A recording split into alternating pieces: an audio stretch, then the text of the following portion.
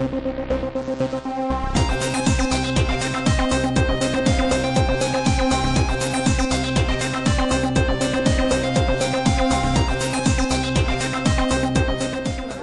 no llegaran, siempre se los manifestamos a los medios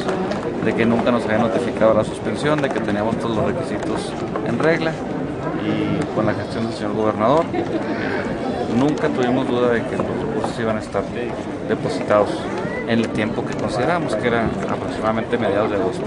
Así están, estos recursos forman parte de la segunda administración, son aproximadamente 18,5 millones.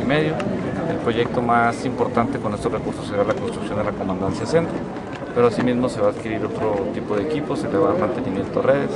en fin, van a ser de mucha utilidad para la corporación.